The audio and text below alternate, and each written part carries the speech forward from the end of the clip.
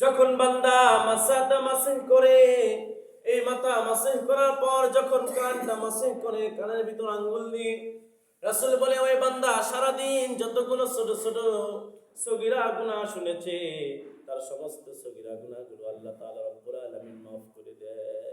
সুবহানাল্লাহ। যখন কোন বান্দা ওযু করার সময় তার দুইটি পা টাকনু পর্যন্ত ধুয়ে ফেলে, আল্লাহ রাসূল সাল্লাল্লাহু আলাইহি ওয়াসাল্লাম বলেন, ওই বান্দা সারাটা দিন এদিক ওদিক যাইতো, ওই বান্দা যদি কোনো গুনার দিকে পা বাড়াইতো, ওই বান্দা একটা গুনার দিকে চলতো, পায়ের যতগুলো সগীরা গুনাহ রয়েছে আল্লাহ পাক রব্বুল আলামিন তার পায়ের সমস্ত সগীরা গুনাহগুলি মাফ করে দেয়। সুবহানাল্লাহ।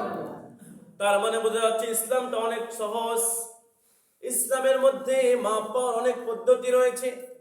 আপনি ওযুর সময় আপনার যদি জীবনের সমস্ত সগীরা গুনাহগুলি মাফ করতে পারেন, আপনি যখন মসজিদে ঢুকবেন একবার চিন্তা করে দেখেন আল্লাহ পাক রব্বুল আলামিন আপনার কতগুলো গুনাহ মাফ করে দিবে।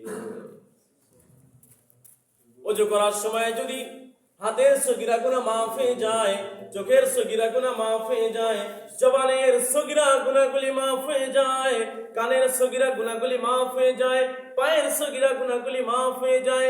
এক কথা, একটি বান্দা যখন ওযুর ফরজগুলোকে মেনে সুন্দর করে ওযু করবে, তার জীবনের সমস্ত সগীরা গুনাহ মাফ হয়ে যায়। সুবহানাল্লাহ।